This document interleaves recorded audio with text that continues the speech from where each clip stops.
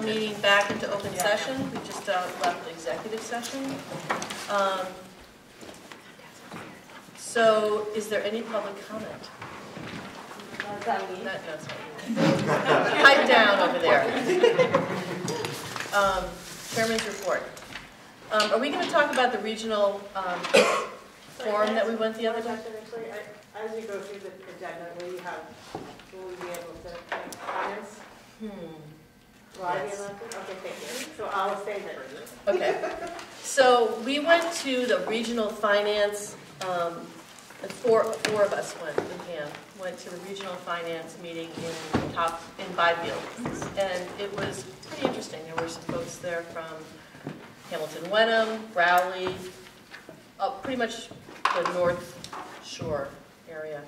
And Brad Hill was there, Bruce Tarr was there, and some other reps from that area. But I wondered if the folks that went can kind of just, there were some things that they brought up that I thought were important for us to revisit. And one of the suggestions that they had was to revisit the regional agreement every 5 years. And I'm wondering if we should at least talk about that this spring. So that was one thing, was the regional agreement. And they also talked a lot about possibly piloting different ways of doing assessments, which I thought was an interesting idea. I think a couple of us thought that was something that we should at least talk about, maybe in collaboration.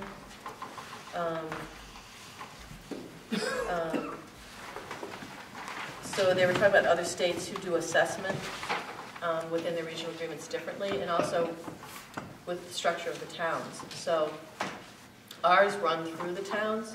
We work with you to come down to a budget number, but this was more of the school sets a budget and it has its own assessment. So that's how they do it in some other states. Direct assessment. Direct to. They collect the tax. Yeah. So we just thought it would be an interesting idea to look at it and see what that would look like and what it would mean. So that was just another idea that came up. We also talked a lot about regional transportation and the fact that they don't fully fund it. It was a big issue for a lot of people in the room. It's never been fully funded? Yep. SPED costs are also underfunded. SPED transportation is also a problem. And what were some of the other things that came up? That was Chapter 70. Yeah. So we were talking about how do we address the issue, and they kind of felt like maybe I was reading the situation a little bit unfairly, but they implied that it's my phone. They implied that the pot money, the gambling money, and what else would be possibilities for fully funding. Yeah. Yes. Fully funding. Or some gambling too. Yeah. But I thought fully funding was a bit optimistic, too optimistic, and I can imagine that there are a lot of people with their hands out on that money. So fully funding, they were talking fully funding circuit breaker, so bringing it from the 65% to the 75%. Yeah. And possibly regional transportation, not fully funding all of the foundation review recommendations. Right, but the transportation too would also be a huge lift. I mean that's a lot of money. One would hope. It would, but talking to so many people, I'm forgetting who I'm saying things to. That one, it has a real big statewide win. Yeah. And it affects wealthy districts and not so wealthy districts, or slightly urban to more suburban and rural districts. So you could actually get a lot, if you're a politician, I would think a lot of goodwill out of making good on that, because you're going to hit a lot of different buckets of people, and it's probably one of the lesser expensive pieces of the pie to fund. So anyway, compared to like special education and healthcare readjustments in Chapter 70 in the entire state. So that's what we talked about. We also invited them to come and talk to us collectively, and so we thought, we have a capital meeting, where we were going to come back with the actual numbers on capital costs in March, so we thought we would invite them to come to that meeting to talk about some of the challenges we're facing as a regional district. So, anyone else want to talk about that regional finance meeting? Anything else you thought was a good takeaway? Okay. It sounded like, they talked about how to possibly, for a while it was kind of all doom and gloom, like, we've got these unfunded mandates and how we blah, blah, blah, blah, blah. And then there was a little bit of light at the end of the tunnel, and they talked about possibly funding it with the gaming revenues and less so the excuse me, vernacular, but marijuana revenues. But they did say that a lot of other people are going to have their hands in the marijuana revenues for, opioid, education, prevention, and all that kind of, all that goes along with that. So whether or not it happens, and our legislatures were, pounding the table on the fact they would fight for that money for us. So at least there was a little bit of, sort of ray of sunshine at the end of all the doom and gloom and the unfunded mandates that have been going on forever, and everybody knows, and they never get funded, and I don't know, just, it was interesting, and some other ways to look at, come at the problem. Okay. We good? Great. Okay, can I have a motion to approve the consent agenda, which is just minutes, no warrants? So moved. Second. All those in favor? Aye. Gail, I like the minute format. I think it's really looking good. Thank you. Subcommittee reports. Facilities, I don't think we've had a meeting since we last spoke of. No. So we do have our building committee, or our building forums tomorrow at 9 o'clock and 7 o'clock. So we need as many people to come to that as possible. And actually, it looks like a nice kind of tight meeting. We had a preview this morning. It looks good. Finance committee.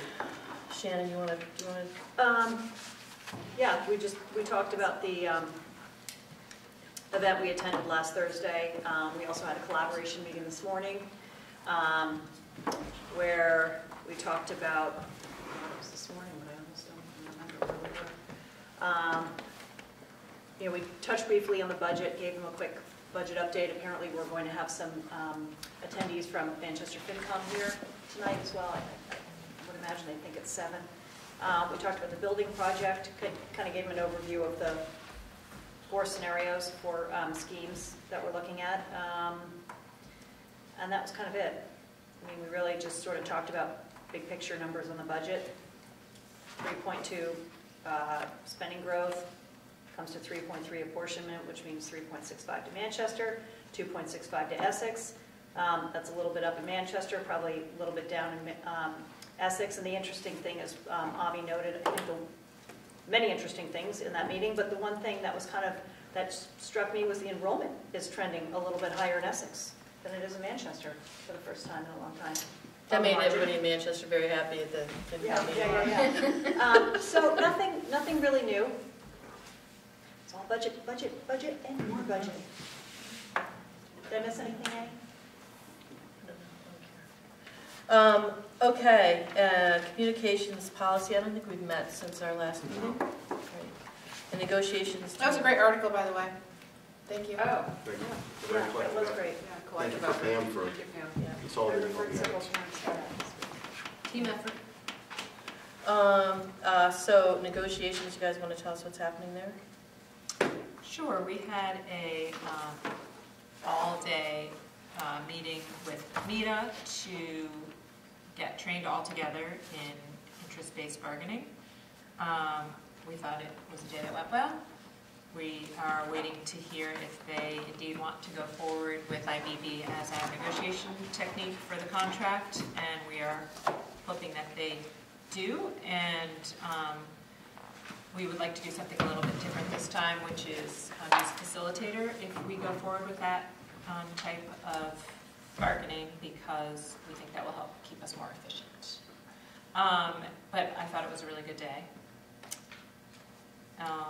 And the other thing is that the athletic task force will meet on Thursday for the first time. Tricia has pulled together groups of parents and educators, and I'm going to represent the school committee to talk about the results of the athletic review that we just heard 2 school committee meetings ago. And when is your next meeting for negotiation? Next Wednesday, And that's, how long is that? 4:30 to 6:30. Julie, how many people are on the athletic staff force? It's about 18, I think. Do they meet at night? Just curious. Afternoon. Afternoon. Oh, really? Yep. Huh. 4:30 or something like How is that She gonna, still had an overwhelming turnout for participation. how's that gonna report out to us, or is it gonna happen like the guidance task force happened? Like, how is that I'll gonna? let you know what Tricia has in mind after our first meeting. Yeah, it's from She's- 3 to 4 on Thursday. She's going to facilitate, she systematized it and came up with a way to kind of harness 20 people to, not unlike how we're doing building committee, so they will come up with priorities within the report and then action items that will come back to school committee. Great. And Avi's going to kick off the group by talking about the budget. Meeting after. Oh, she said Thursday. I think she's, I thought She asked me to reserve a meeting in March, so I think it'll be a second meeting. Okay. she's going to go He's gonna go through the review? through the budget. Through the budget. Perfect. That, To set the there were a lot picture. of questions about Good. how fees are structured. Okay. Okay. I just, Okay, Pam, superintendent's report? like it would be, like, Nothing else going on? they covered it all. Great. And I'm gonna let Julie take care of this. We've got a proposal from a student. We have a student, none of us have ever met her before, to talk to us about a green team greenhouse proposal, so. Hello. Amy Martin is going to present to us. Hello, everyone.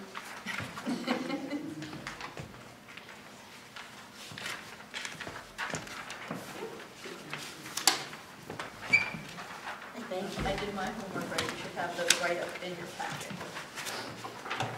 Sorry.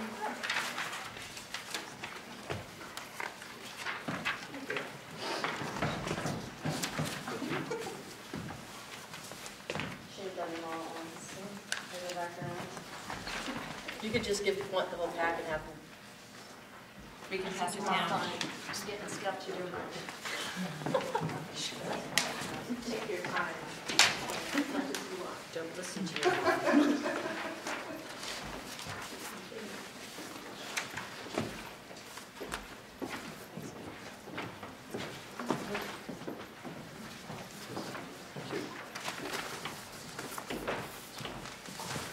Okay, so, In front of the camera. Oops. Here's my shots. stealing the spotlight. So, the green team's seeking approval to install 2 greenhouses, and the goal of that is to extend the gardening season so that we can have 3 seasons, because usually what's been happening for the past couple of years is that we plant in the spring and then the crops aren't well maintained to make it to the fall harvesting, so that the whole point of the gardens is to implement seed to fork ideas, and we're not able to do that when there's no crops to harvest. So to do, the greenhouses would provide like a more stable condition against pests and weather, and then we also have Mr. Gray, who's going to be there over the summer, and we'll get students and faculty involved as well. And we also want to increase community involvement by, we had an idea to involve the seniors of the community, and sort of that would help them to be able to have access to produce during the summer, fresh produce that we're not using. And it would also just like gives them something to do that would be fun for them. So we're just seeking approval because it can change the appearance of the school.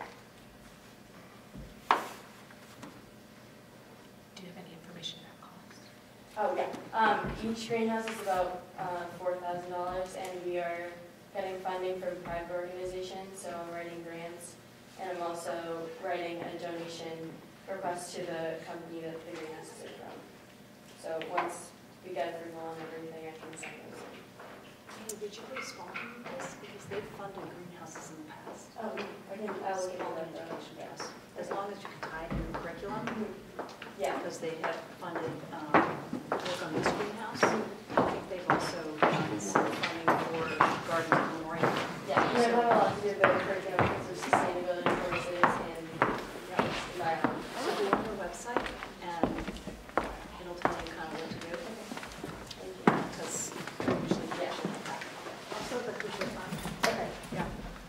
So what about, like, how does maintenance over the years of the greenhouses come into play?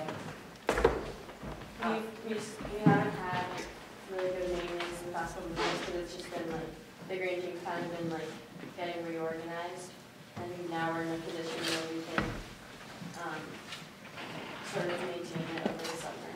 We're talking about the funding, like, money. Oh, yeah. So where does, once the grant comes through, is the grant just to purchase them? Or is there money for just maintenance over the years? Or is that something the school district will absorb? I was wondering how much that would, I know it's not you I'm looking for, of course. I mean, It's not in our budget, right? I mean, I'm It just, would be you know, new. it's one of, High to school get grants and then principals just take care of it. continue to less? High school principals will take care of it. Wait, what? To that end, Caroline, Pay attention at meetings. kind of a question, comment. This almost looks like the one that's at the memorial school, and I guess, and I don't know if Principal Wills has any history on how well that's held up, because that's been there about 3 years now. Yeah. And just any recommendations and lessons learned from there might be useful. So we purchased, and I'm not sure if it's the same Yeah, it one. looks like a Is it the greenhouse, same? but Yeah. that's about it. So we purchased it, the price wasn't bad, and then the installation was very tricky. We had a group of parent volunteers that started to build it and then kind of stopped halfway because I think it was a little too complicated. So the connecting pieces and screws and whatever else went missing. Anyway, it was a long saga. We ended up having to build a platform. So it ended up costing a lot more than we anticipated. So I don't know if I'd buy that same one again, but maybe. Has it held up since, or has there been like a little bit of maintenance fee, or just trying to keep the magnitude of? Well, so we haven't done any, we have not spent any money to maintain it, but the wind has taken a toll on it. Some of the pop-up windows, skylights have kind of broken. It's made out of plastic. The whole thing's made out of plastic. So in New England, you know. This was what It's polycarbonate. I think it's just a follow. I think it's a great idea. It's interesting. It looks like you're looking for, there would be 6 of them that go in. Yeah, 2, just to cover the Oh, 3 okay. beds, yeah. The green lines are the greenhouse. Gotcha. No, that's, so I don't know if it's worth just learning from that or even doing Yeah. phase like one this year, one next year. Just to We're see also it. looking into that company for, there's different designs in case doesn't hold up, you can look into different ones. Yeah, no, but this is great because it is kind of, like, that's a challenging spot to grow. And Is the there a place proposals you really. can, Go is there a ahead. place you can go look at them, just so you Yeah, can? we got that on a grower supply, and then it's also in farm and I think they just came out through so there should be new designs. To the original question, I would think that once it's up and functioning, that the minor maintenance is probably what it takes. Okay. And then if something major came up, like in 10 years, if it's major, oh, well, green team for more fundraising. I think we would try to support that. So what next steps? We vote to approve going ahead with this or? Yes. Yeah. Does anyone else have any questions? No, I love the idea of it, and I think it's going to be great. And I think it might be worth your time as a green team to sort of look at other designs and things you can build yourself, or things you can make with recycled windows, or just like whatever. But I'm sure whatever you guys decide will be wonderful. Did you have anything you wanted to add, Mr. Craig? Just that she's done a lot of work, and she's done a lot of research on putting it all together. The plan that I had, that we haven't really discussed, is maintenance would be an ongoing issue that we would figure out what we need, would write grants as needed for maintenance. I'll be there, as she said, all summer to maintain things during the summer. Bringing people in, I think, would be an important piece, community members especially. And I think increasing the growing season 4 months would benefit very substantially. Yeah. Yes. I have a quick question. Have you reached out to seniors in both communities yet? I was waiting to do that until I got approval, just because I wanted to make sure. Okay. But So they haven't been involved in No. any growing seasons yet? No. The only thing, and you would not need to know this, because I'm just even thinking of it now, how well will they stand up to being hit by balls?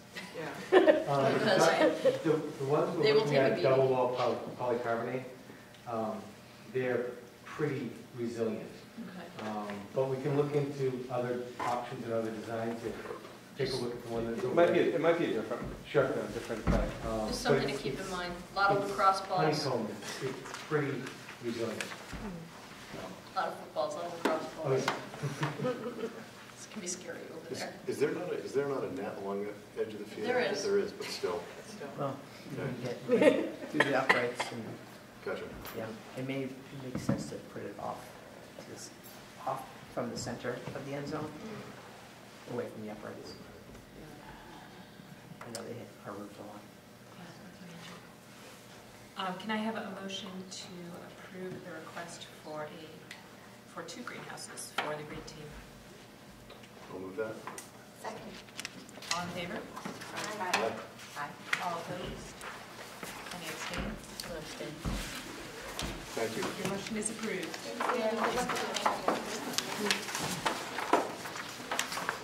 Okay, onward.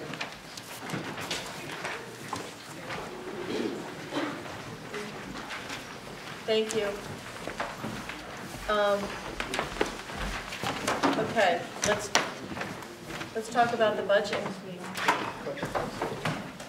Are you going to project?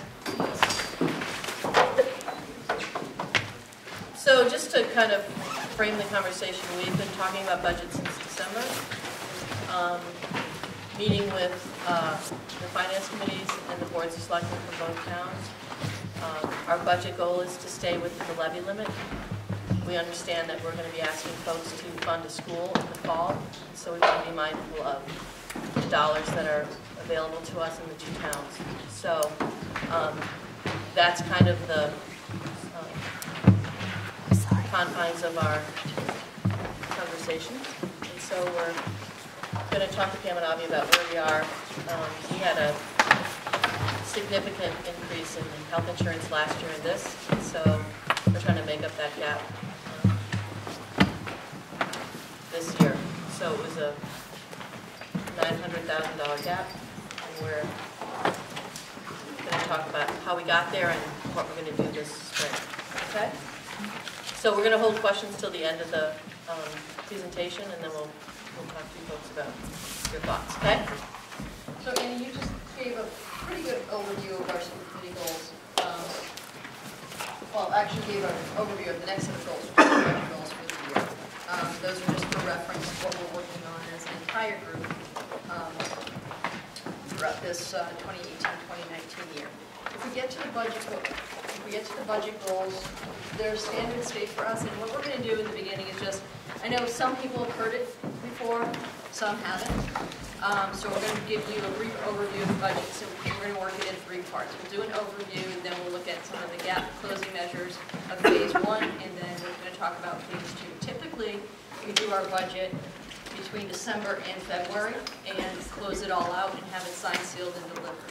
This year, because of the magnitude of deficit, we've moved the budget in two parts based in part on our ability to attain our 2.5 goal, and then the second part, our need to address issues within districts due to shifting enrollment. So that will all make sense hopefully by the end of the presentation. So our budget goals primarily are driven this year by our commitment to live within the confines of Prop 2.5. That, in layperson's terms, that means our budget cannot force an override situation or outstrip the growth of the town. So there has to be money and the ability for each town to contribute their portion for our budget to pass. So that's phase one. How do we produce a budget that we can submit to the town next week that meets their ability to pay? In doing that, we keep all of these other issues in mind: our desire to meet enrollment, our desire to meet program, our desire to continually improve over time, and certainly our responsibility to meet our mandates. So again, very briefly, part one, December to February, create a budget that is able to be submitted to the town and meets their constraints, which become our collective constraints. In part two, address unmet needs. So you have it flowing in the back of your mind. Unmet needs primarily mean staffing requirements. So we've talked over time about the bubble class. So we've got two competing things going on. We have a bubble cohort, which means a larger than normal class size. So typically, our district ran at about 110 students per entire grade level. The cohort that's considered the bubble class runs at about 130, some as high as 135, some as low as 128. That puts pressure on a particular segment of the district to require additional staff to address those student needs. Over time, that bubble started at the elementary school, it passed to the middle school, and this year it's starting to move into the high school. We were able to put resources into the elementary school, increasing the number of sections per grade level when they were there. Then we were able to do not exactly the same type of thing at the middle school because of the structure of teaming, but add additional staff to the middle school to address the cohort when they were there. But now, as they move to the high school, we are drastically reducing our resources and using shifts in FTE, which are full-time teacher equivalents, to create reductions so we don't have those resources to move to the high school. So in phase two, we're going to be looking at primarily how do we move our internal staffing around or resources around to meet that need at the high school. So we'll get into that in a little bit. Typically, the framework behind building a budget starts with student needs. They should be our primary driver as we're building, but I think as you're going to hear in conversation tonight, ability to pay and taxpayer ability to maintain the systems becomes almost an equivalent driver. So often student need becomes not secondary because it sets our priorities, but meeting all of those needs becomes a monumental task each year. We also have to consider special education, which is compliance driven, meaning it's mandated in many instances, so it removes choice from the issue. And then we factor in fixed costs, which are the biggest bulk of our budget, and of course facilities. I'm going to kick it to Avi. Avi is our Director of Finance and Operations, and he's going to give you kind of a rundown of the numbers in this budget. And we have our entire leadership team here. I'll introduce them to you when we go into phase. Thank you. So as Pam mentioned, typically we begin with the process of trying to create a level services budget. What that means is just trying to figure out what does it take to roll our budget forward each year, assuming that we provide the same services as in the prior year. There are certain costs that do increase every year, some of which are mandated, some of which are contractual. And so we typically start with that to see if we change nothing about our program, what would it cost? And that's what we call level services. In doing so, we can see that certain things, including benefits, this year in particular, have been a massive cost driver, as Pam mentioned. There's some other areas that are growing, such as transportation, out-of-district tuitions, but they're really secondary. We do every year go through a process when there are unmet needs to meet with our administrative team and to say what can we do to find creative ways to make programs more efficient, slightly change how we're doing things, evolve our models so that we can put resources that are always limited to the best available use. This year we did an exercise with our administrative team based on zero-based budgeting where we started from zero to see exactly what we needed building up from there. But even with all of those exercises, what we're seeing is that a level services budget is really not achievable this year. In particular, benefits, and to a much lesser extent at district tuitions, really make it very hard for us to achieve a level services scenario. So we have, over the years, had a multi-year budgeting process where we look at several years of budgeting and not just one to make sure that we are living within the budgetary goal of not pushing past the levy limit. That's something that we've committed to the communities. And so, as mentioned, we're kind of in a situation this year where that's not possible. So, and that conflicts with our budgetary goals. So to really get to the key issues here, health insurance listed primarily at the top Initially, at the tentative budget season, which we come out with in December, we were looking at about a 16% increase. At this point, it's looking closer to 14%. It's something we're monitoring, but it's right on the heels last year of a highly unusual increase of 28%. If we look at our historical trends over years, we've averaged about 3% per year for about 6 years now. So we've been actively managing health insurance. I'll talk about that a little bit later. But we, due to essentially catastrophic claims, we really had a very tough year in the current renewal, and we are anticipating that while it's gotten better, it won't be to the tune of 28%, we do still think we're going to be dealing with the mid to low double digits. And with that being our second largest cost after personnel, it has a significant impact on our budget. We talk here also about OPEB. For those who are not familiar with it, it's an acronym that stands for other post-employment benefits, other meaning non-pension. So there's pension and then there's other, which is retiree health insurance. And if you've been following our budgets for years, you know that it's a mandated cost, and whereas most communities are really struggling to figure out where they're going to come up with funds for long-term liabilities, much like people talk about in our country around Social Security, our school district has really worked very collaboratively with the Teachers Association and is very far ahead of pre-funding that obligation and really looking towards the future. But even still, those obligations that we have are expected to grow heavily and quite significantly. That's really the number one driver of the budgetary change. Other items that we've talked about, transportation, both in regular education and in special education and out of district, those numbers are up slightly. There is some impact of move-ins, but really, if you look at the dollar amounts, it's far smaller compared to health insurance. And everything else is really within a low-level increase percentage. So really, it is a level services scenario initially, but the healthcare in particular is kicking us over. Big numbers, what are we talking about? It's a budget of $25 million and a 3.2% spending increase. A 3.2% increase is typically not something that is cause for alarm. That's certainly within our multi-year assumption.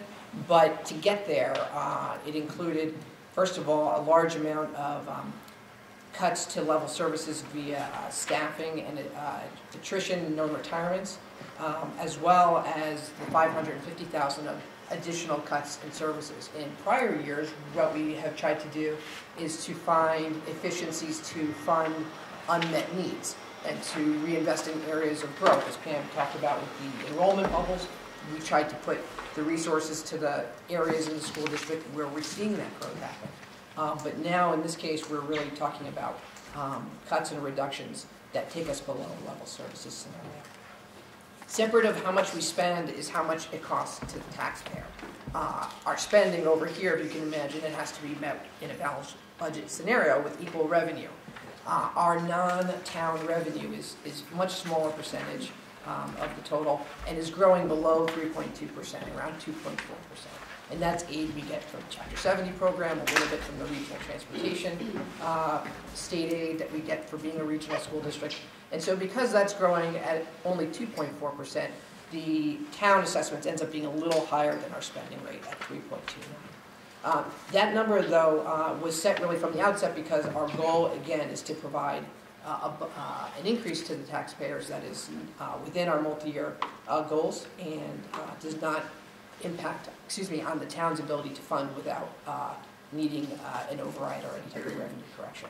So you can see prior years we are 3.32 and 3.2. So this number is really right in the middle there. Separate from that, we do have a capital budget that funds our debt service.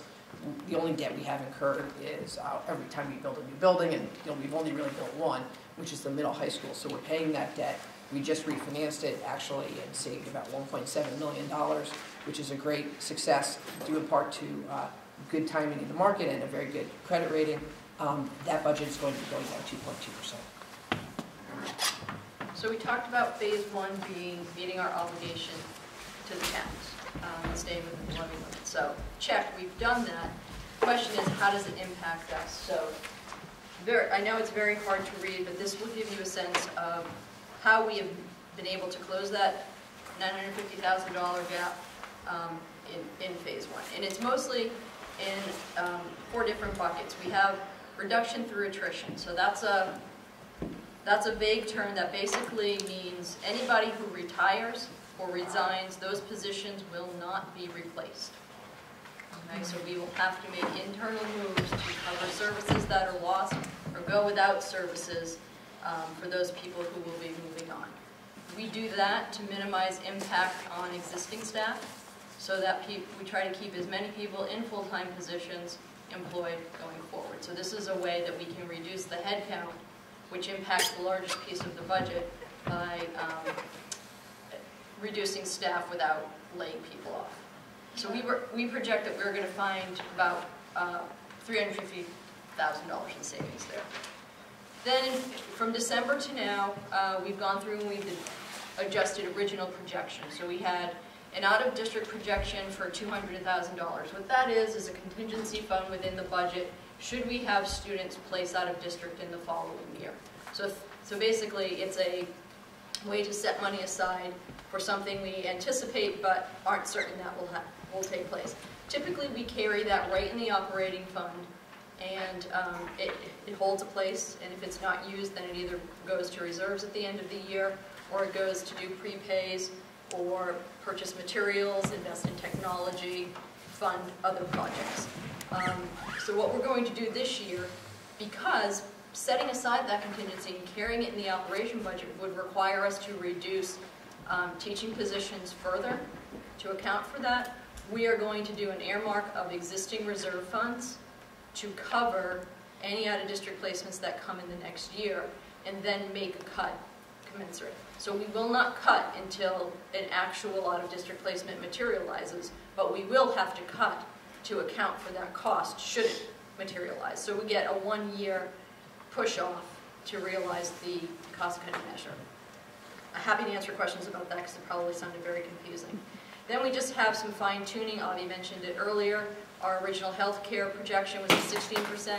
We feel safe taking it down to a 14% increase. That saves us $75,000. And then we have some money set aside to put into the OPEB fund that we can use, probably a one-time money to offset the health care cost again this year. So then that gets us into about the $200,000 range.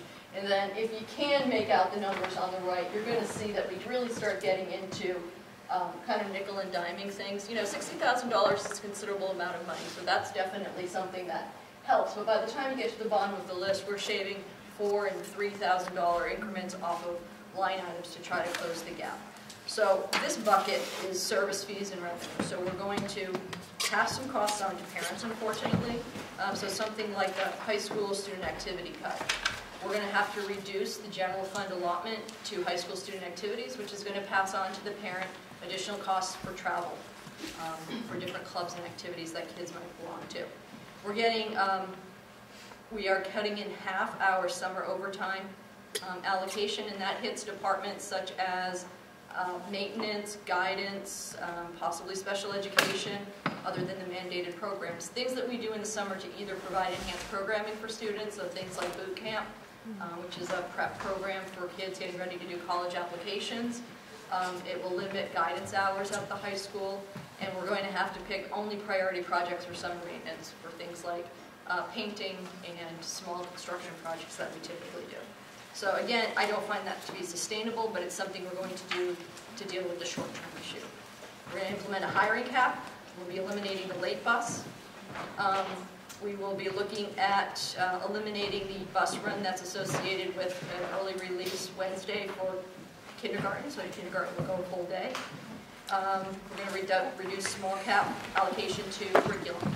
So every year we built in, particularly after the override, we wanted to make sure we carried recurring funds to do curriculum and professional development investments. That's an area this year where we feel we have to make a reduction to close the gap. So I think you're getting a sense, I won't read through the whole list for you, that we were able to close it by really digging deep and just looking at multi-year trends to see where we could shave off a few dollars here and there. I think Avi hit on it. The story behind this is, sure, as an exercise on paper, this really isn't that hard to do. You can find money, but what it's doing is reducing our ability to basically it's reducing our flexibility, but also our ability to absorb unknowns as we go forward. So we're assuming things will work as normal in the summer, and we know kind of what projects we would prioritize. But anything could happen between now and then that may require us to add a summer project, so what will come off the list. I feel like we're starting to get to cutting to the bone and cutting to a place where we lose maneuverability to handle a situation that's just been put in front of us. You know, we tried to do our best over the past 2 years to handle this $1.5 million increase in costs, but cutting $1.5 million doesn't leave you a lot of places to go in the future. So for phase 1, to close the gap for the town, we've gone through this exercise of cost reduction. I think what's on a lot of people's minds is, how do you get to the unmet needs? So a big part of our budget process is identifying what our priorities are for staffing our program in the next year. And that's where our leadership team comes in. So I'm going to make them stand up, and they're going to be thrilled with me for this, and just have them introduce themselves. Stand up. And we'll start with Allison. Hi, I'm Allison Collins. I'm the Director of Student Services, Pre-K through 12. John Bose, Memorial School Principal. Tricia Pavesi, High School Principal. Joanne Mayo, Middle School Principal. Jennifer Roberts, Essex Principal. Thank you, guys. They are really an amazing team and have historically done an extraordinary amount of work in identifying efficiencies and really helping to progress our goals in our program by finding areas that are either outdated or need modernization, where we could cut and restructure and move things to move the ball forward. Their challenge this year is to advocate for what they need and to keep the program moving forward, but they're doing so under a obviously very limited conditions. So they've done a tremendous amount of work to try and figure out workarounds, but we have ultimately boiled down what our must-dos in staffing are to carry the program forward. And when I talk about the program, I mean a basic academic program for students at all grade levels that basically meets the state requirements, and also at the high school we have to be very conscious of what meets college requirements and puts students in a position to have the appropriate portfolio to apply to schools. So if you take a quick look at the chart, we've tried to identify staffing requests, which for the most part also go along with program, and look at blue is previously deferred requests, but for the most part look at an expansion of what we're doing. Things in black would be necessary just to maintain the program, and in a couple of areas we are looking at compliance and cost avoidance. So if we're not running certain programs, the cost of not doing that program could be higher than the cost of staffing that program. So something like the bridge program, and you guys certainly can jump in, my explanation is not sufficient, helps kids transition back to school out of an out-of-school placement. So without that, we may be looking at additional out-of-district costs because we cannot provide the appropriate services to students in district. So what we have to do is run a cost benefit to say, you know, does it work better? Well, always works better for our kids to be here on site, but you know, financially, can we afford not having the program, because then it's going to put pressure on a different location. The items in red are not only deferred, but they're deferred and necessary to meet enrollment needs. And again, probably for the fourth time tonight, I'm going to mention the high school program and the fact that we are concerned that we are not going to have enough staffing unless we make some moves to make sure high school kids have full programs, which would impact their portfolio for college. So typically kids take 7 to 8 classes. We would be at the risk of them only having 6 and having additional studies in their schedule instead of academic courses. I'm sure we can show that. Just to get a sense of the visual and why we're putting the priority on the high school at this point in time, not to say that, actually if you flip back, the items in green are important to us, and I think important to the overall quality of the program and meeting our long-term goals that we've outlined in our district improvement plan and our different school improvement plans. But they are things that simply we can't entertain this year because we're looking for dollars just to stay afloat and make sure we're delivering on the basic program that's promised to kids. I've talked a lot about this bubble. I just have a quick visual. If you follow the orange all the way through, you'll see how it moved That cohort has moved through the 6th grade, through the middle school, and now they're entering high school and will be there through 2021 when they start to age out. The high school, if these numbers hold, and some of them are just projections at the lower grade levels, will grow from 425 students approximately up to 506 students. So that's an increase of about 75, possibly more over time at the high school, for which we just currently don't have staffing to accommodate. Conversely, the elementary school is getting smaller because of demographics. I think if you look at the census, we aren't going to see an upswing for quite some time. That's been confirmed by MSBA, that there are just fewer households with elementary age children ready to enter, at least living in Manchester and Essex right now. So we are actually helped in this situation, ironically, by the shrinking elementary level population, because it has allowed us to move some resources forward.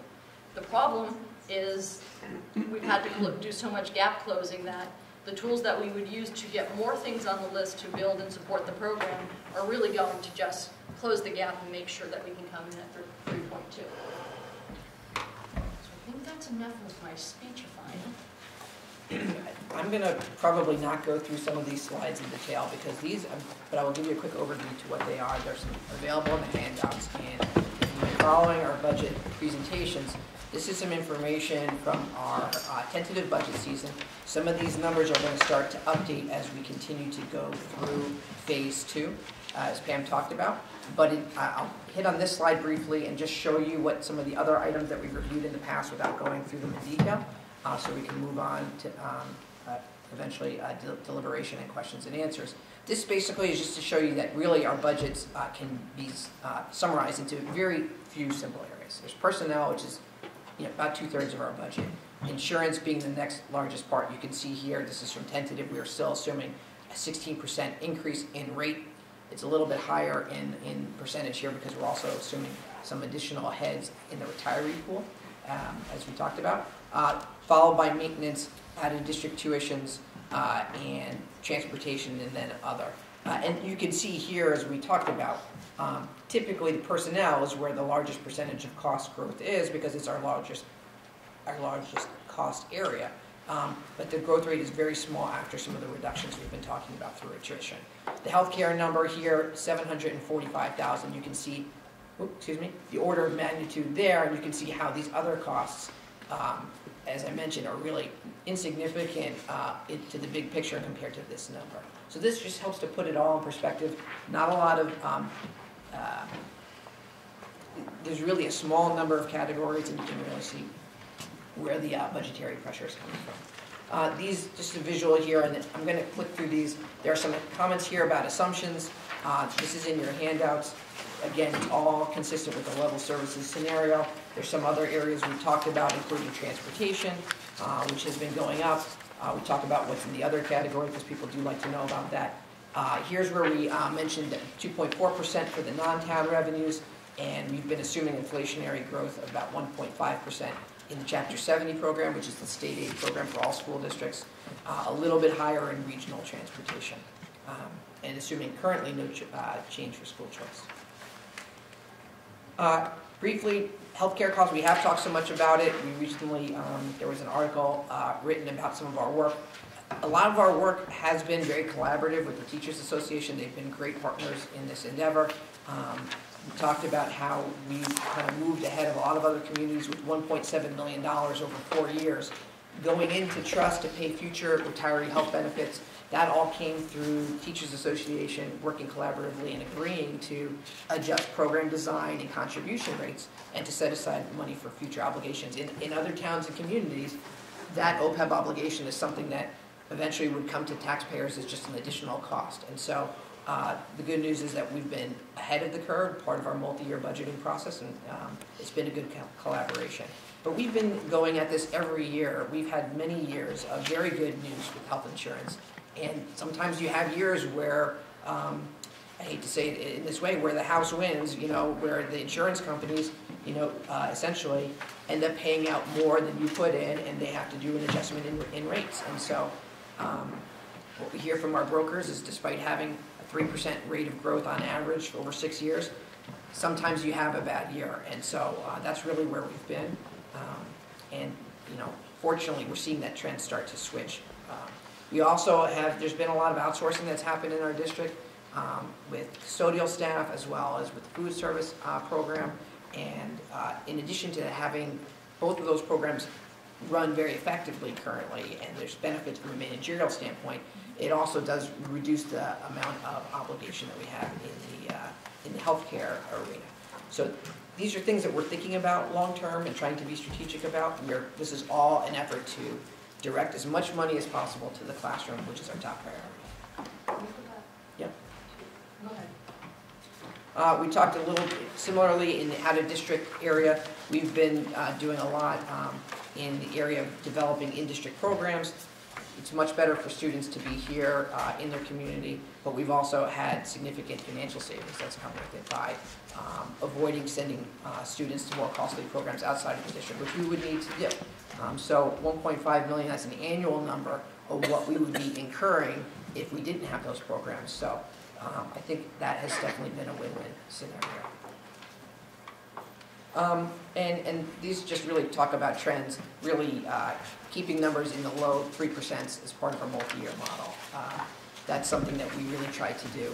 And you can see, even though we're working backwards to hit our target and figuring out what cuts are needed to get there, we are really trying to keep within our multi-year budgetary goals of no levy limit increases for the taxpayers.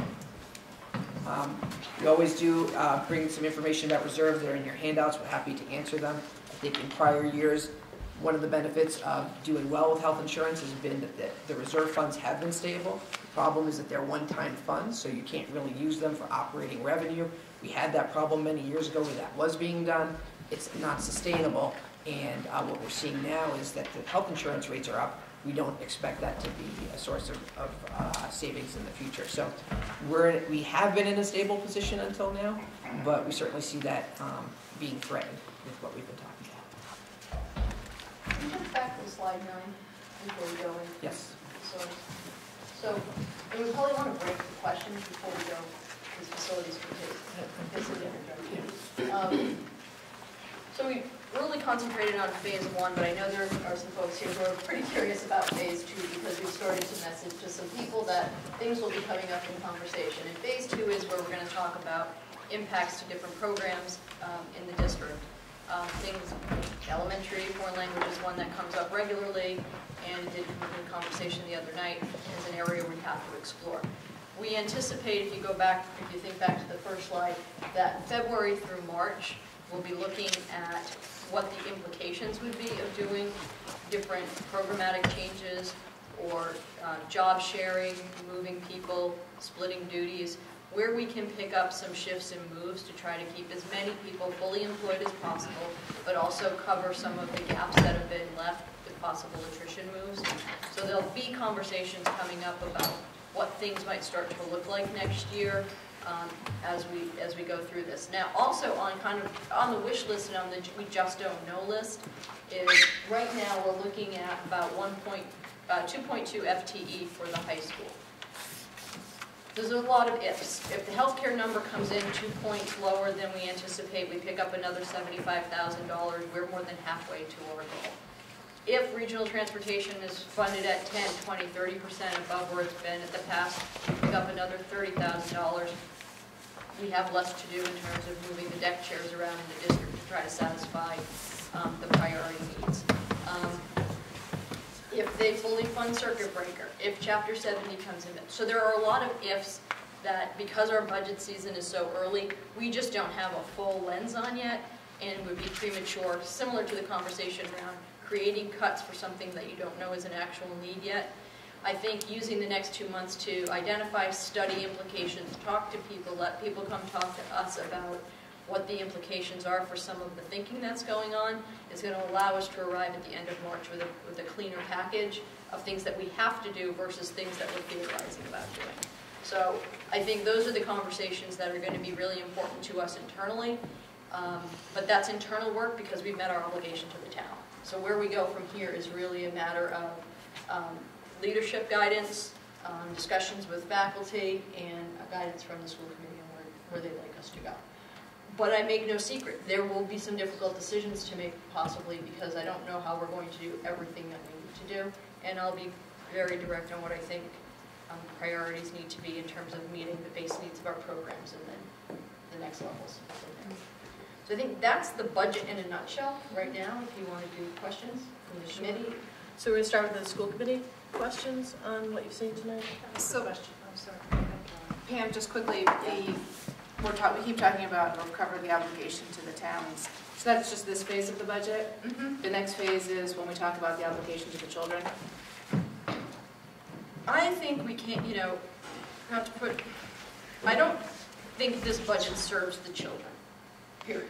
This budget is an academic exercise in closing gaps and identifying what has to be done versus, and just basically we've taken off the things we want to do. So when we go to the staffing request, so the staffing shows us basically where our priorities are, and it shows us how we're trying to get at some of the different, how we're trying to meet certain goals that are on our plan. So things like the Dean of Students, which is really a behavioral specialist at the middle school. It tries to tackle a need that we have for more informed student management and assist. Same with something like a behavioral specialist. It fits into our whole child needs. The things in red, we're just not meeting our basic class size needs and program needs for enrollment. So I don't feel like we're doing anything in the green. The blue is, might as well put it over there with the green because we can't even think about it again this year. And we're really just trying to boil down and do the least amount of damage to, to stretch the dollars as far as they can go. It's a very difficult position to be in to say we may not have full schedules for high school students. So the next, I don't know why I'm so confused on this one. That's okay. So the next phase is, how do we get money for 2.2 teachers? It's for the red. In red. Okay, so that's where the obligation of the children, that's where we start talking, that will happen. Yes, but I guess I'm trying to say the forum. obligation of the children started at the beginning of the budget, but because of where we're at, So right now we're not building this for children, we're building this to meet financial obligations. Okay. And we're not building this for program, we're building this to live within a budget. Okay. I just want to voice my real concern that we have gone, and I think so far that way. We have an obligation to the town, but for me anyway, more of my obligation is to the children. Mm-hmm. So, and I think just, this isn't anything someone could have projected. It's something that happened. No, I know. So, it's not that, there's no issue at the town side either. It's just kind of the hand we've been dealt, the circumstances we have to work within. But I think in the past, I think we've come with creative ideas that may have been controversial, and they may not have necessarily been what everybody thought was a great idea to do with some of the outsourcing or some of the efficiency models that came up. But I think, and you guys please chime in, I can't speak for everyone, but I think we felt, the majority of the group felt we were doing those things to promote a greater good.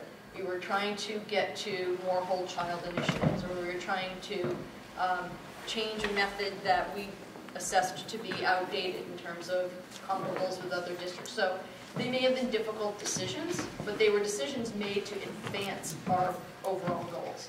These are just straight, we've got to make ends meet, and how do you get to making those ends meet by doing the least damage? Not where we want to be. Can you remind us, along Caroline's point, can you remind us the timing of some of the items that you mentioned? Like, when do we get a little bit more visibility on, healthcare is month to month.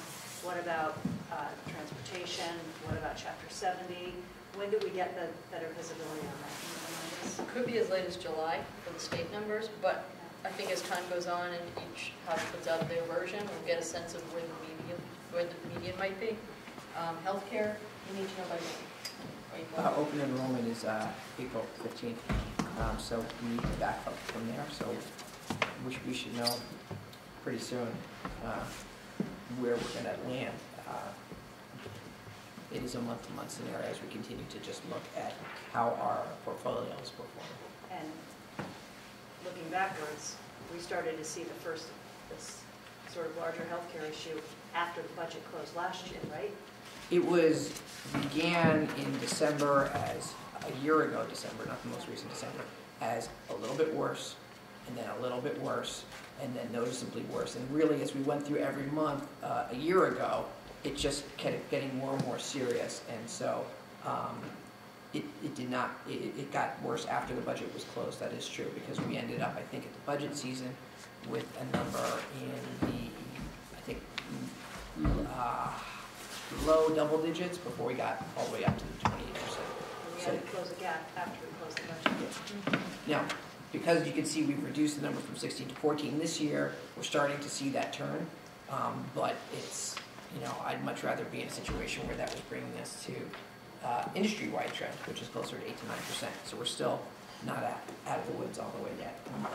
Being our second largest cost, those types of percentage increases have an outsized impact on the budget, as we saw when we looked at the 5 major categories. Thank you. Ken?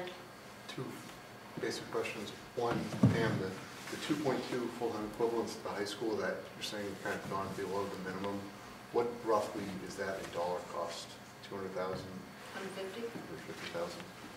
And second, really quick one for Avi, and can you just be explicit on the reserves? When I look at the reserves, page 21, the reserves for the school are at the highest, for the district, are at the highest that they've been, 2.7 million.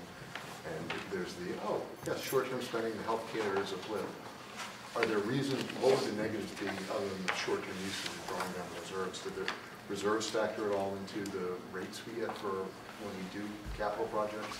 So yes, reserves, I mean, I think the number one thing you need to, two things you need to know about reserves. Basically, they're designed to be used for an emergency. And so, for example, we're sitting on 2 elementary school buildings that are, you know, around 60 years old, when the average useful life of a building is around 50.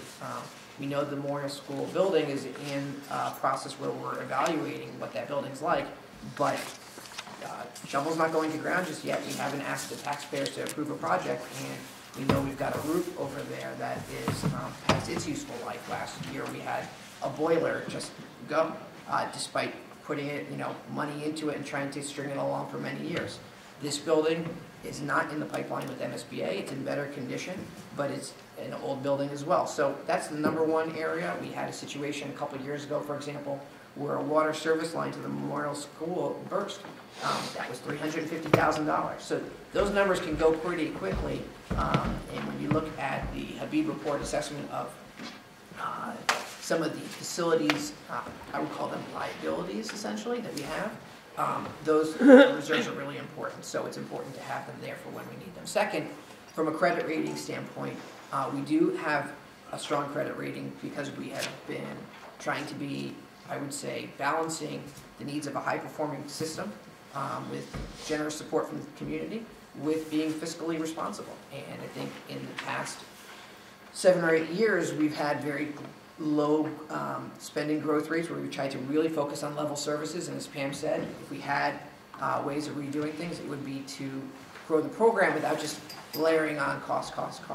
So we have a high credit rating. Absolutely, that will impact us when we go out to borrowing. And if we do move forward with the building project at Memorial Elementary or Essex Elementary down the road, that credit rating and those reserves will have a direct impact on the cost of taxpayers of borrowing. No question about it. So we don't want to be in a situation where we are using that to fund operating needs, because these are one-time funds, and I think that is a very quick thing that credit agencies rightfully target because they know that it's not sustainable. So yes, we can use them for one-time emergencies. Typically, it is not wise to be putting them as a revenue plug for when you're short. Because the 150,000 you mentioned, Pam, will be year on year on year. Correct. That's right. To follow up on that, I know this year, was it the auditor who said to us that we, so, was it, where did we hear that we needed a little bit more to, Yeah, we received, where was that from? Yep, we got a credit report. We get credit reports regularly because we have long-term debt outstanding for the middle high school project. Moody's is a pretty well-known credit rating agency, and so in their report, they said that they felt that our reserves were, while they still upheld our rating of AA2, which is the 3rd highest rating you can have, pretty high rating for a public school system, they said that they felt our reserve funds were low and should be higher. So again, that's the kind of group that's going to come in and comment on your debt rating when you issue bonds. If we go, for example, in the next couple of years, if Memorial moves forward, That's the kind of report that's gonna say, is your interest cost gonna be 4%, or is it gonna be 3%? And so that turns into real dollars and cents. A couple years ago, when we refinanced our bonds that were existing and saved $1.7 million, which is about $100,000 per year for taxpayers, that all came back to a credit report. So yeah, I think Moody's comment on our reserves not being as high as they could be is something that we take very much to heart. So what's the goal there? I mean, we're at 11.4 right now. I think we'd always talked historically about, wouldn't it be great if we could get to 10? Yep. And we're there, and it... Yeah, and I think you should expect that the reserves will start to go down a little bit, because they've gone up a little bit because we've had good years in health insurance, really, where numbers might have come in post-budget that were a little bit better because we were, I would say, not be budgeting too conservatively, but appropriately conservatively. And I think most people don't budget for a 3% renewal because that's really good, and we talked about the 3% average renewal rate that we've had. So we've been doing well. I think when you're talking about the numbers that we're looking at now, I would not expect those to be growing. I would expect them to be holding steady or potentially going down as we have to use them for one-time needs. For example, $160,000 was recently invested to do a fire alarm upgrade in this building. That's something that, you know, from time to time, and working with the communities and the fire department, they're saying, you know what, yes, this building will be replaced at some point, but it's time to get an updated, more modernized system. So that's just one of many examples where a need's going to come and we have to be ready. I'm going to give a little bit of a, that's intellectually, and from a fiscal point of view, where we absolutely should be thinking, but then we also have the reality of what good is the future if you take apart the present altogether, which is why I think we made the compromise move to create the earmark for the out-of-district. Yeah. So it's not building in staffing, that's dependent on it, but you know, at some point we might have to make some additional decisions about the role of reserves at this point in time, because we are removing all of our contingency funds. Yes. By taking the sped contingent, I mean, there's a story there in that in years past, the cost avoidance numbers on top of conservative projections in the development of the programs have really allowed us at times to use that money to offset other things in the budget, which would have driven us to not be able to add staffing. So by removing that $200,000, you not only take away monies that could be used at the end of the year for prepay or into reserves, you're also now dipping in reserves just to cover something that's typically used to fund reserves. So it's kind of a problem that's going to spin on itself and create a downward driver pretty quickly. So that's my big concern in this, which is we should be very much forward thinking. We do have 2 aging buildings. We don't know the future of Memorial. We think we know, but we don't know for certain. So there are a lot of things that we have to manage in the next 2 years to make sure we're delivering. We're not cutting short the program for our desire to invest in the future, but also not delaying investing in the future just to try to hold on to things that may be outdated. So a lot of tough decisions coming. So I wonder if you could just talk a little bit about, you know, we're looking at, you know, a lot of nickel and diming. We're not going to be able to do this next year. So what does next year look like? Because are we just putting off the inevitable? You probably didn't say it explicitly enough, but I think you have to go to the root cause of the problem to find a solution. So because healthcare has to be a collaborative discussion between teachers and school committee, we don't have the time to come to a resolution and fix that within the next 2 months. Yeah. We are going right into a negotiation, so actually it times out well that hopefully through that we can have a long-term solution to the healthcare issue, so we can get back to normal, so to speak, on the operating side. But I think we need to do what we have to do in the short term to be able to buy us the time to create a long-term solution. But this isn't sustainable. No. Any other school committee questions? Can I just, one last, so just to be clear, Yeah. if this is where we go, we don't get any of the state funding, if nothing falls our way, the high school students, correct me if I'm wrong, they're now at 7 to 8 classes, they will be taking 6 classes. Trish, you want to provide a little color on that? Yeah, sure. Students enroll in 7 classes at the high school, and we have our U block, which is directed study each day.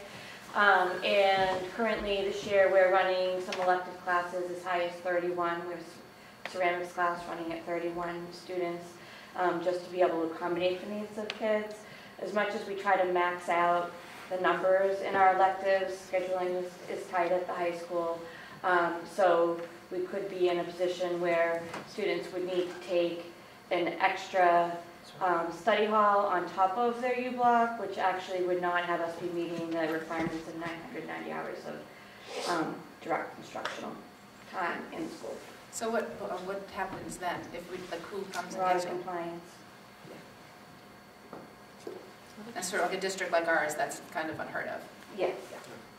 So just one last question, kind of maybe it's obvious, but not to me. The alternative, this is all geared at a level services budget of a 3.29% increase, which is kind of what you project in kind of long-term plans. The alternative to avoid some of these cuts, I guess, what would the mechanics of the process look like if we were to say, because you know what, we need to ask for a bigger increase, not level services, but enough to cover 150 to 200. What would the mechanism for that be? Would that be the towns might hit the levy limit? So when you submit the budget, when we meet again, final approval next week, the committee would vote to increase its request to the town to account for an additional $200,000 or $300,000. There are scenarios where it could come from, an override, and scenarios where it could come from new growth from the town side. I think when Avi put up the multi-year model, that's designed to stay within the new growth. So this is going to get, basically where we're at now, we'll have Manchester being close to 3.7. So if we go up another $300,000, they'll go over 4%, which will consume. Which means that there will be a debate over, do they reduce spending on the town side to try to fund the school? So then you're into a different argument. I don't think there's any appetite. You guys are townspeople, you can answer, but I don't think there's an appetite to go out with an override at this point. But wouldn't that kind of help us, since we know that we're going to a negotiation year with the teachers and healthcare is up for negotiation, and hopefully we can come to something that's going to work for everybody, to kind of put a stopgap in for a year, wouldn't it behoove the towns to kind of work with us a little bit for this 1 year, knowing, I mean, that that's coming, and it can help, just really help us for this 1 year, not have to have compliance issues? Absolutely an option. Okay. Madam Chair, could I ask members of the committee to push their voices out this way? Yep. I see most people in the audience are leaning in, trying to hear what's being said. Okay. Thank you. Did you hear me, Tom? So yeah. Okay. Any other school committee comment? I would just say that I feel obligated to say we have been talking with towns since, certainly within the committee's right to make that decision, to ask for more. We have not signaled to the town up to and including this week that that was the direction we were going in. So that would be a surprise to them. Okay, so we're going to ask the folks from FinCom or Boards of Selectmen to ask questions, and then we'll open up to the public. So Eli and Michelle, you both had your hands up, but I don't know who was first. One question and a comment. So Avi, you said that... You're Eli Bowling? Yes. From Manchester? Yep. So you said that Moody's had said that the reserves were low. Did they say what was a target that they thought would be reasonable? It was a target, to be honest, that was unattainable for us. It was I think, closer to the mid-20s, which I found to be quite shocking. 20%? Yes, yes. Yes. So, and to be honest, I have inquired with our financial advisor about what type of comparables they're running for us, because we've always been hearing numbers in the, we're not shooting for that, just so you understand. And it's not going to happen, it can happen, and so we can put that to bed, but it was a much higher rate than where we're at. They did not say that they had issue of concern with our reserves where it was. I think we got a very favorable rating, the rating was upheld, but they said for a higher rating they would want to see them as a higher percentage. So I think my takeaway from that is that an upgrade may be difficult, but we certainly don't want to be playing with fire and risking a downgrade. Pam's point, I think, is well taken, which is that at the end of the day, the number one thing we need to do is be teaching students, and that's our mission. Really, building a building is important, but there's not much good in a building if we don't have a program inside that's where we want it to be. I thought that 10% was a great solid number. We've been hearing that forever. I was shocked and frustrated to hear that from Moody's, and we're still looking into it further with our financial advisor. So. And then a comment on the town's position. So I can't speak for Essex. On the side of Manchester, we are up pretty close to our levy limit within a small number of dollars. We have been that way for a number of years. Our town contracts with our unions have relatively sparse to a little bit percent increases to keep them going at this rate. We're putting quite a bit of money into capital that's on water and sewer pipes, which have been in disrepair, and leaving those alone have led to some pretty extended costs for us over the past several years. So we don't have a lot of room to, or any room to really absorb beyond that 3-point high 6, 7 number. If we, I know that Carolyn suggested the possibility of a one-time help from the towns to cover this gap to help you get to a position where maybe things will be better next year. If you ask that, and we'd have to go digging into reserves to look for the answer to that, and then the obvious question would be, well, why would you not take it out of your reserves instead, rather than impose that rather difficult political ask of the towns, because the reserve transfer, the reserve fund is something that would have to be explicitly voted on in the town of Manchester. So I think that that's a pretty difficult political lift. And I think from the standpoint of the towns, the thing that we're thinking about is the fall vote for the school building project, which is very much focused on the improvement of the education for the children. So it's the long game that we're focused on, and we have this really unfortunate problem.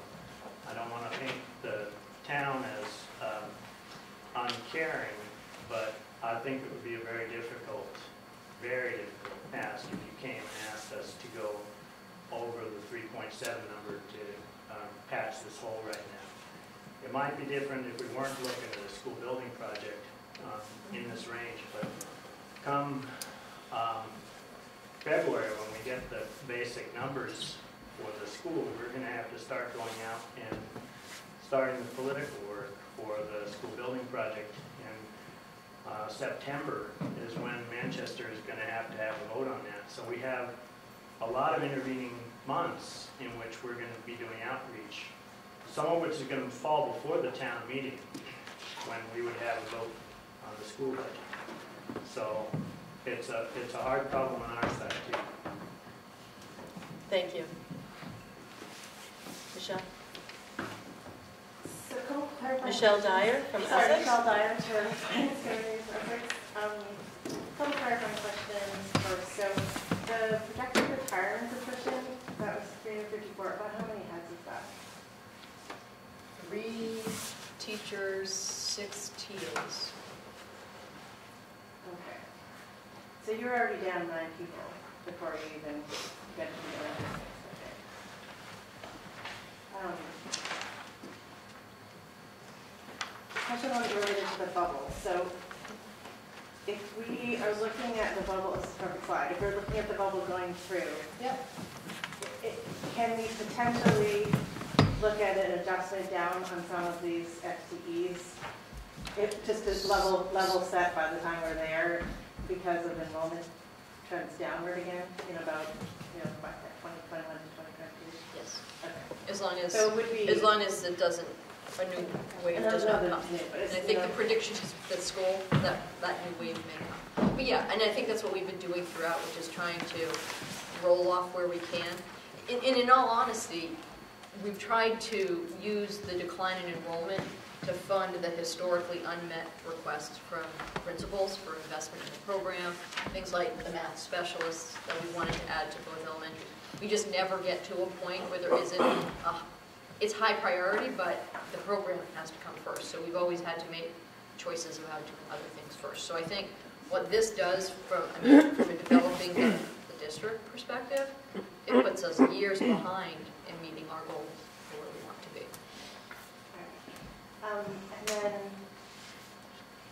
probably not for today, but on one of the next vlog, can we talk more about the relative impact on the borrowing rate of playing with the reserves, so we understand that we don't want to incur one costs like with our budget, just to put up our noses at everybody, you know what I mean? Yeah. So, okay, so a statement, I'm working with the town of Essex. So we have this unique situation where we have three parties in these conversations, and I think that I speak for everyone saying we work extremely collaboratively, and we've been speaking very frankly about the realities that are facing us. We do have water and sewer pipes that are going to need to be addressed. We have public safety building that we're in conversation about. We have a lot of capital, and partly that's our fault because we've deferred a lot of that maintenance, and it's now happening all at the same time, but it doesn't change the fact that it's very expensive. Having said that, education is a priority in the town of Essex. You can see that in our budget. It's by far the largest line in the budget, and I think it's absolutely unacceptable to think that we wouldn't be meeting our regulatory obligations in a school district like ours. So we will be working with you very collaboratively to make sure that that is not the case. In terms of the discussions around upcoming negotiations, that I wish you Godspeed, but we've also done a lot on the backs of the teachers in negotiations for the last little while. They've been working with us around OPED and stuff, and I also don't think it's acceptable that we keep absorbing these kinds of costs on the backs of teachers. We need to find a way that everybody wins. In terms of demographics and economics, we are very much reflective of the greater trend in America, which is that we have an aging population, sure, and we certainly need to understand those needs, and we certainly need to understand it within our thoughts around levy limits and stuff. However, we also have changing demographics around the millennials, and all their children come behind them, which are actually a larger population than those aging population. And so when we think about the budget, we're thinking about the whole town, and some of them are competing interests. But education is very much relevant to that group, and that demographic is equally important to us as every other demographic in this town. Just a word on Prop 2.5. Prop 2.5 is a very arbitrary number. Let's be realistic. I don't know about you guys, but my personal budgeting increases have far outstripped that % increase every year, and I don't see why we wouldn't expect them in our town as well. So while we are very frugal and we work very collaboratively, we appreciate that you heard the message in terms of the difficulties facing us. Every once in a while we're going to have to talk about levies, because that's just an unrealistic target for a long-term budgeting trend. That's the case. So, and then all of that has to be balanced in the political reality that we're all very familiar with, right? So, again, thank you so much for hearing the message about the challenges we're facing, and, I also don't know if cutting to the bone is anything any of us want either. So let's continue that conversation, and we'll look at the rest of the budget that we just got last week and see where we can make accommodations there, and we'll figure this out together. Thank you. Thanks so much for it. I wanted to thank Michelle for her comments, my fellow Essex resident. I just also want to make sure there's a slide that we sometimes talk about that we didn't talk about tonight, but just to make sure everybody understands, I guess this is more of a comment than a question. Sure. Which slides we can the one where our teachers are paid medium and our per pupils expenditures are quite low, in fact the lowest on Cape Ann if you compare us to our surrounding communities. That our district is ranked number 9 in the state because we're doing amazing work, and I just think that we need to keep that up. And I would be surprised when I talk to people in the towns of Essex and the towns of Manchester I hear only people who want to support education and the schools and who perhaps moved here because of the education and the schools. So it surprises me when I hear that that there is some kind of sense that people would not be supportive of supporting the schools. That's all. That's my comment. I wanted to thank you for your comments. I think as a school committee, agree with you about wanting to support our schools and our teachers. And I can't remember how many audience members who are here now were here when we were talking about the forum that 4 of us and Pam went to at Triton this past week to talk about the bigger picture and the state. And one of the things that came up was Prop 2.5, and that is an arbitrary number. And in fact, could we talk about it being Prop 3 or Prop 3.5? Like, someone asked our representatives, why is there only one tax in the state, that the voters have a choice about whether to accept an increase or not. Every other tax is assigned to you and you pay it. Massachusetts is unique in the way that we fund schools based on home value. Other states do it entirely different ways. So there's some interesting statewide discussion going on about school finance. And it particularly impacts regional school districts because we have some items that have a heavier lift, such as transportation, because regions tend to be bigger than towns. And the state has promised since 1945 to fully fund that and has yet to do so. So things like that we are advocating for as school committee members and as administrators, and we always have those discussions going on with our representatives. And just to follow up on the Prop 2.5, I think it's an interesting concept because it gives town people an opportunity to have a referendum on the priorities of the town. But I agree, consistently the priorities of the town have reflected that education is the priority. So we're not reticent to have the conversation. We don't know what the outcome will be, but I mean, I think we have a pretty strong case that you guys are doing what you can and doing excellent work with it. Any other town boards, finance committee or boards of selectmen questions? Comments? One Hi. question, what percentage? And it's Art. Oh, Art Stein, selectman Manchester. What percentage of staff, entire staff, is making use of town available healthcare? I'd have to look again at the number, but in general, it runs around 70% of our employees. And are there, I'm not familiar with the union specifics, but are there any sort of restrictions on households taking advantage of both spouses? I know in the private sector there's an effort to force choice into one program. Is there a type of program? A program where we force a choice? I'm not sure. So if basically a household can't, in the private sector in a lot of cases, you can't actually jump on 2 separate healthcare programs. Employers will really try to drive people to either beyond the program available or to actually jump to the spouse's one. Is there any way to check how much are we exposed to that with the amount of people on healthcare? We don't have a policy like that. We can certainly look, see if there's a way to find out more about people who have other insurance. I'm not sure how that would happen other than through a survey. Yeah, just curious. It falls into a category that I would say is just general creative ways to manage the health insurance, and there are all sorts of different strategies. And so you do see other communities that talk about incentives for people to be on various plans, yours or spouse's plan, and that's something that's come up.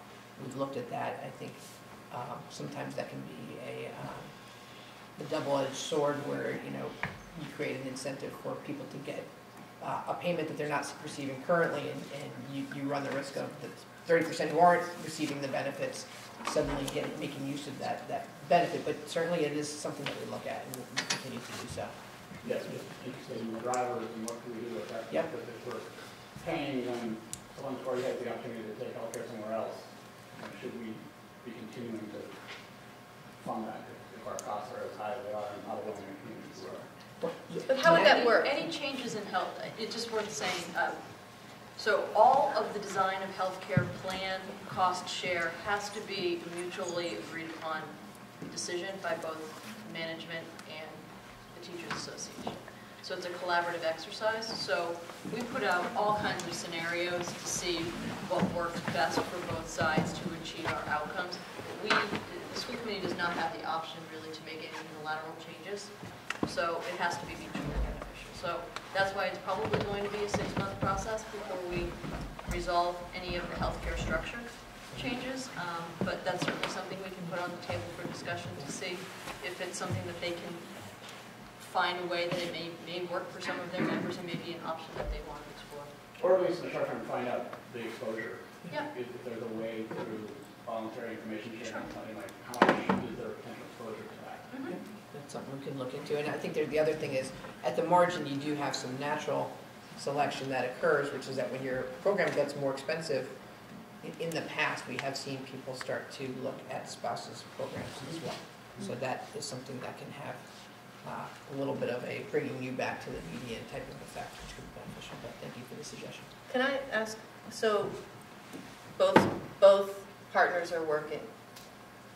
Would what you're proposing say, if each offers insurance, they have to take their employer's insurance, or if you they have take one or the other, you can't in household you can't be operating up to employer healthcare program.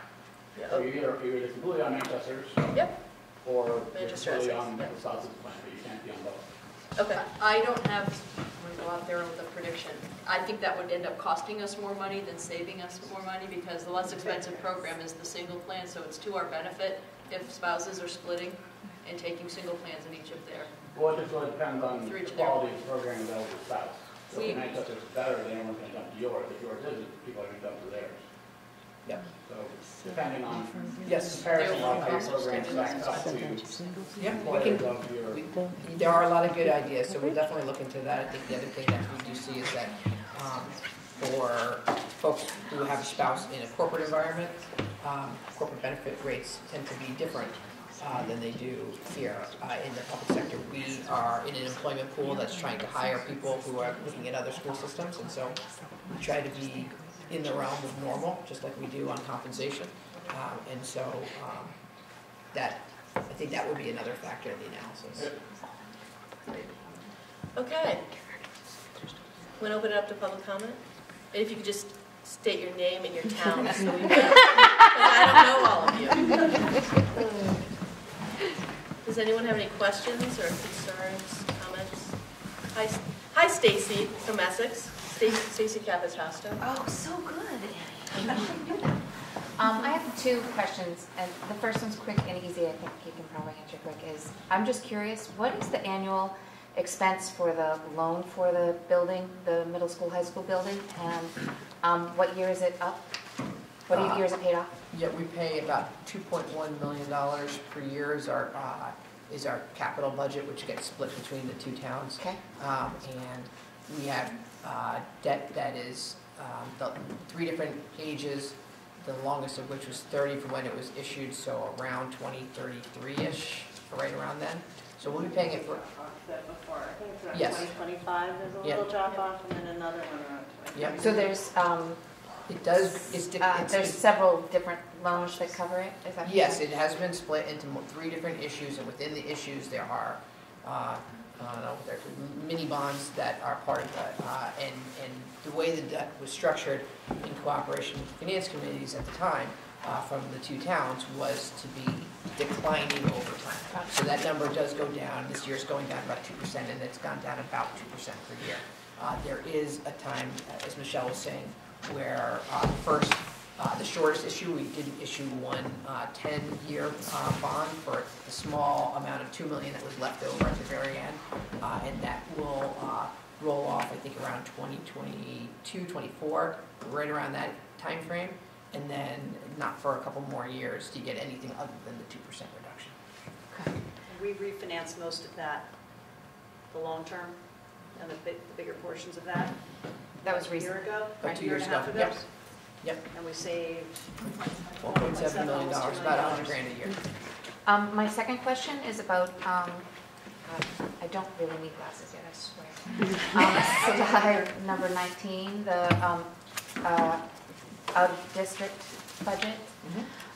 So my question's about the 1.5 million in avoided OOD tuition costs annually. Now, I remember talking about this number like as long as like 6 years ago, and I don't, so this is my first question.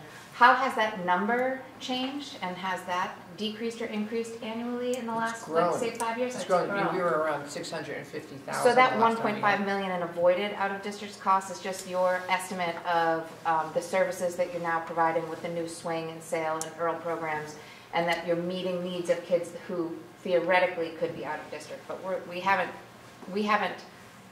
decreased our costs for out-of-district costs. We haven't. That's well, it's actually gone down significantly over the past, I'd say, 7 or 8 years.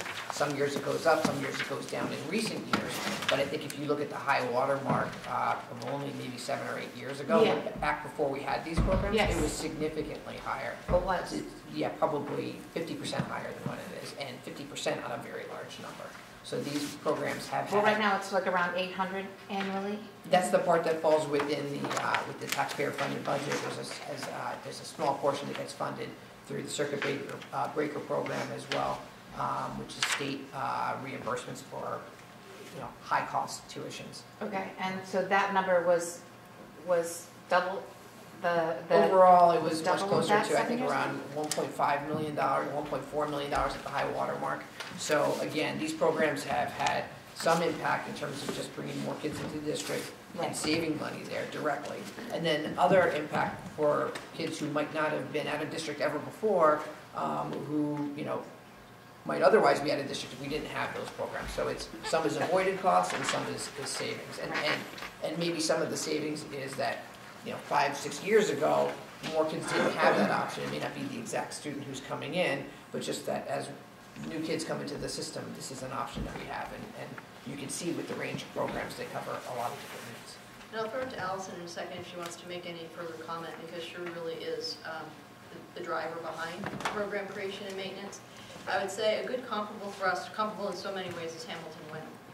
And Hamilton-Wenham is looking at plus 40 out-of-district placements currently and trying to catch up with or recreate program development to try to keep some kids in-house. So along with our costs, our out-of-district costs that you say since 7 years ago has gone down by half,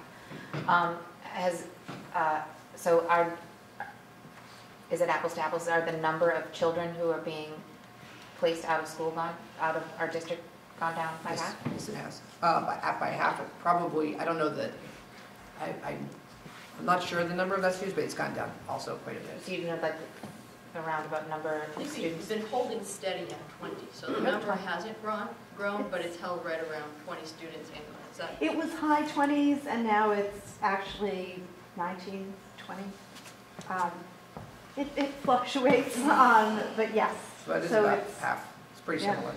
Yeah. On a growth rate basis. Thank you. Yeah. I knew a lot about some of those special education programs, but I wonder, I was really lucky I got to tour the high school. It's one of the perks of being on school committee. In addition to coming to these meetings, sometimes you get to walk around the schools. And maybe, Allison, could you talk a little bit about the Bridge program? Because I was so impressed with that and how it helped so many of our kids stay in the schools. Sure. So the Bridge program is actually not solely a special education program. It's a program for students who are transitioning back to school post-hospitalization.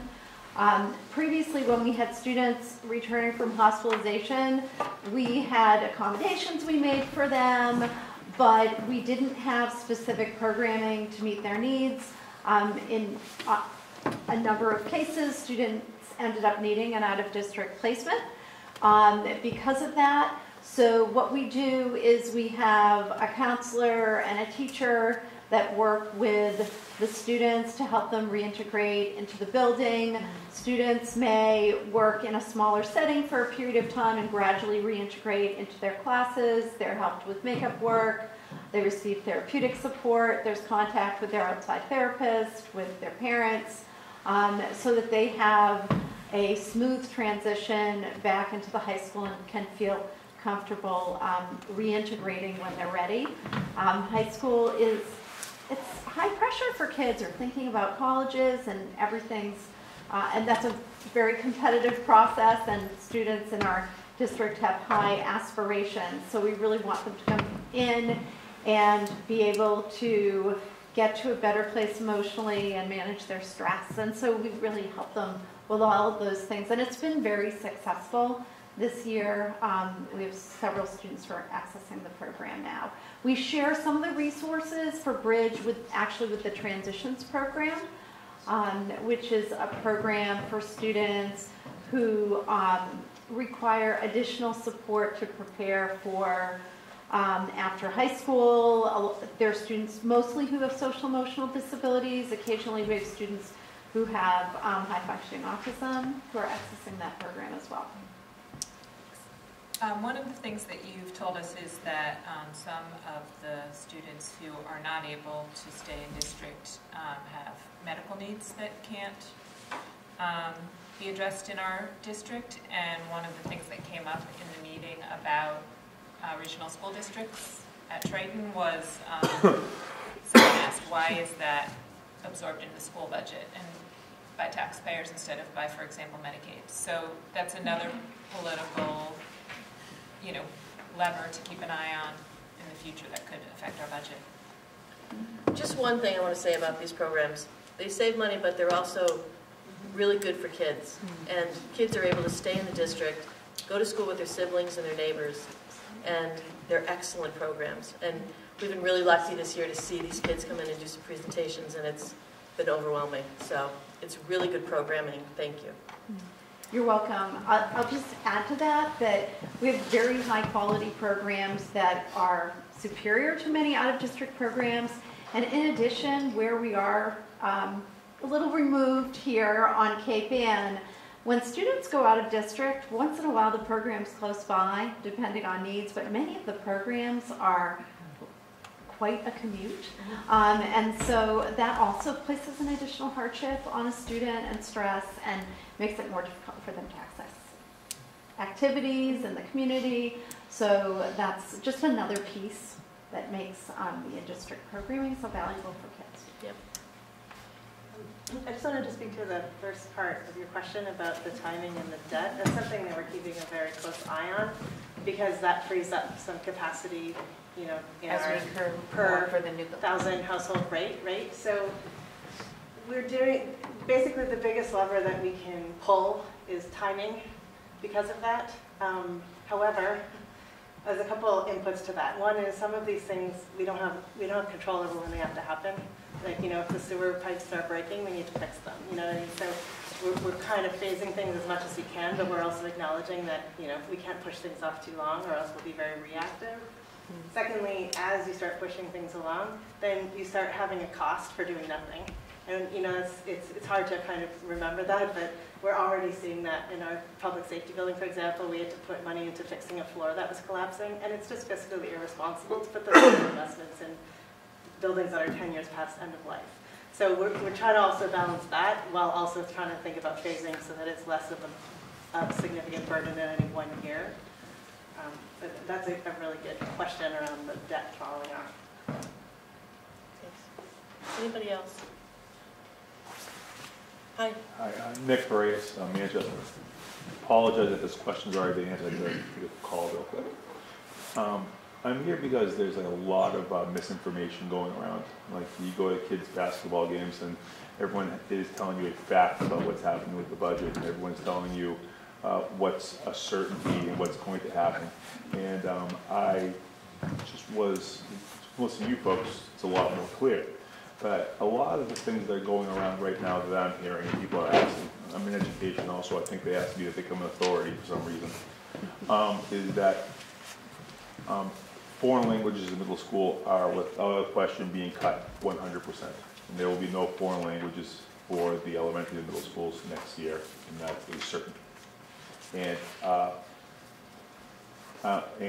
another thing is, why would the foreign language department go before, let's say, something like physical education or something culinary or something, some art class? I think people put their priorities different places depending on who you speak to. Some people think, oh, it's appropriate, we don't need a foreign language, and somebody else will say, well, my kid already plays 3 sports, so why does he need a gym class? So those questions are out there. Another thing that's like bouncing around that just seems more of like a conspiracy theory is that the town has, am I not loud enough, Pam? No, I can hear you. Okay. Sorry, just That's focusing. that's actually never been a problem. The other thing that's just being batted around, it's like, I don't know if it's fake news, whether the school is, or the department is so overrun with legal costs that that's dipping, that's a big piece of money that could be going to these teachers, and that people are like up in arms, but like, well, how can we possibly be paying tax dollars for legal costs, and then the kids that we're putting in school are losing services if foreign language happens to be something that's very important to you. So I just came today to get a little bit more information. I think foreign language is important. I understand the budget. I understand how difficult your job is. And you're never going to make anyone happy, but I just like to be able to come back to people with a little bit more information, saying, hey, I went to the meeting, and yes, they are going to in fact cut foreign languages for sure, unless X, Y, Z happens. And yes, we have a very big legal budget that is a real thing, and it cuts into services, if that's in fact a fact. And I just want to kind of help with disseminating real information. We'll take that help. So we'll start with number 2 and then go back to foreign language, because I think it's a little bit more, we're not quite there yet. So we do not have a legal budget that's out of whack with any other year. You can fact check the numbers for us. We have a legal budget line item for both our labor, human resources side through our attorneys for Stone and Chancellor Miller, and we also have contingency in student services for legal support through Lyons and Rogers. Those are our 2 current firms right now, and both have been coming in around or above projection in any given year, but I think if you look over a multi-year trend, no different than 5 years or 10 years ago. There are rumors that we're facing litigation. I think in the special education world, you can use the word litigation, but most times it refers to disputes over out-of-district placements. So the real outcome is payment for an out-of-district placement, which is already carried in our budget as a contingency or has a reserve fund to back it up. So those are costs that we anticipate all the time. And in any given year, Allison can attest, she has 2 or 3 cases where there may be disagreement on what the appropriate plan is for the student, what level of service is a necessity versus difference in opinion over want versus need. And I think there's an obligation for us to do the best we can for the need of the student, but also be mindful of the fact that this is a taxpayer-funded system and that it has to be within the bounds of evaluation and regulation. And there's an entire system set up statewide to, I guess you could use the word litigate, but more likely mediate and bring to resolution, whose point of view will prevail. So those are the things that are before us this year and every other year and well into the future. There have been other things that have been reported, which because of student privacy rights, we don't have a right to share the information or provide detailed explanation of, but the outcomes of which weren't shared as widely as the story is that we have some policies to rewrite, procedures to more clearly develop, and some training to do with staff so that in the future we can clear up any confusions that may lead to future complaints. So that's kind of that. So no, we are not aware and do not have a liability to our knowledge of any significant number. The first one is more about program, and that's the phase 2 question. We did reach out to folks who are in the foreign language staff K6 to let them know that foreign language would be coming up as a discussion topic. You're in education, frequently things that are above and beyond the standard program come up for discussion as whether they're necessities to carry forward when you can't meet your base program. So the question that's before us is this a year we have to seriously look at eliminating K6 foreign language, not 7 through 12, but K6 foreign language to address the needs of the high schools? So do we have to move staff from specialist programming, so above and beyond what we were required to give, and put it into core classes to make sure senior high school students have a full program. That's the tough question that's before us. I absolutely support foreign language. My conversation would be, how do you build a stronger foreign language program? How do you invest in more of an immersive environment? Can we add more teachers? But I think what we laid out for you is we're barely holding things together as it is. So unfortunately, we're forced to have difficult conversations and make some difficult decisions. My hope is that other things materialize and we don't land there. And I think we always get put in the position about forced priorities. So our conversations about foreign language, why not phys ed? Why not, why not library? Why not art? Why not music? Why is, language coming up at this point? I don't know that we won't discuss other topics. So I think that's why February and March will be difficult for us. For phys ed, it's a state mandate. We have to have a phys ed program. So that isn't necessarily a place we can cut. But we could cut back 2 times a week to 1 time a week at the elementary. And I know Tricia's done some incredible work about pushing the state as far as they'll go on letting us use athletics as a qualifier, but she's required to carry that program. Because she'd probably, we might make suggestions about things we would shift around to make sure kids got civics right now. I'm not suggesting that phys ed isn't important. No, I especially not on record.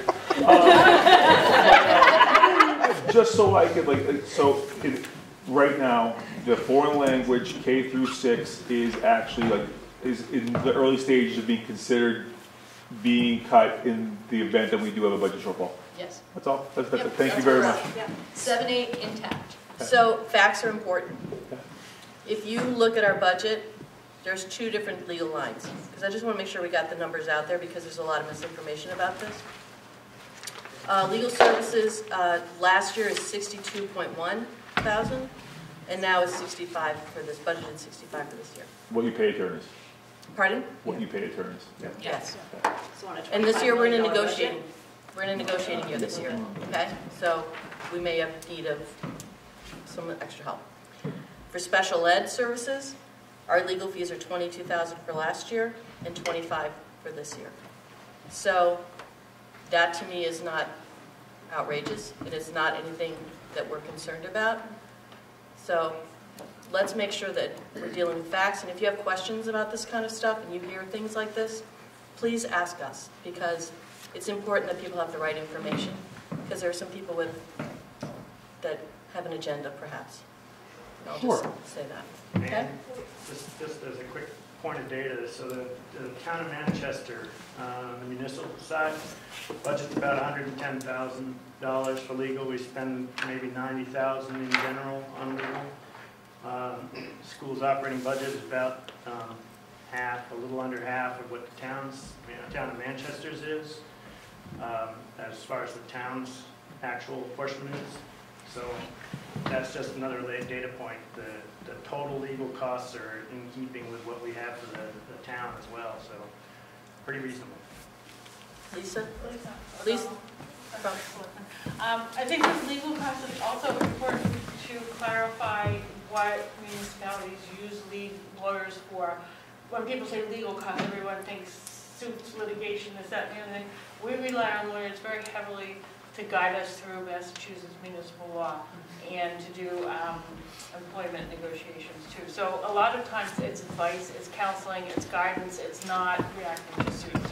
So it's a resource for us that we need to be able to comply with Mass General law stuff. And a general rule of thumb for schools is if a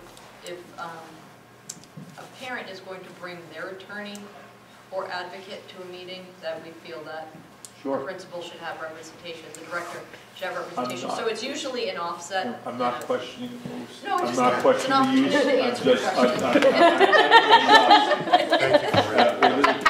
I'm not trying to put anyone on the defense. I don't feel that at all. We're really happy you want the facts. I'm just going to answer your question. And encourage those people to come, because this was kind of enlightening, right? It answered some of the questions and it allayed some of the rumors. Sure. From a legal standpoint too, I think we are not even close to wildly outside the range of benchmarking against other districts. I mean, it's something that I have asked as a finance committee chair, because I get asked the question, are we spending a lot on legal fees? And I do my due diligence as well. So. I think a good rule of thumb, if you're trying to figure out, are we out of whack with other districts, is to look at the per pupil expenditure. We are at state average, which means all our costs combined, whether we have an up year on an attorney or a down up year on healthcare, down year on healthcare, we are coming out at a break even with the rest of the state, which that may not be where we want to be because we may not be investing at the level we want to, but I think it's showing that our costs are contained and in line with what other districts are doing. We don't have a lot of wild cards.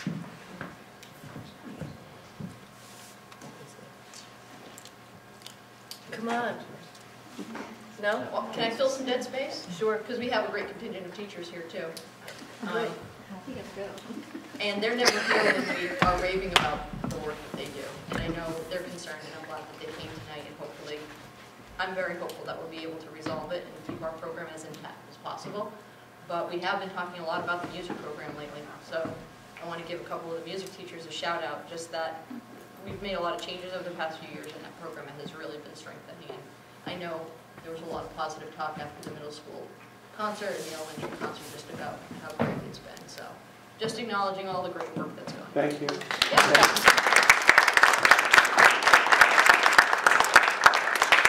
And just so you know, we know how great the work is that you do with our kids, and we appreciate it. So thank you. Miriam Bradford, Manchester. Do you need more? Sorry. Born in 75. No, I just wanted to add to that in that I have heard that feedback has been back and forth on the elementary school concert and on length and this, that, and the other thing. And as a parent with now 2 kids in the elementary school, this was the first time that I was able to see all of the programs that are coming up for my kid who's now in 3rd grade. And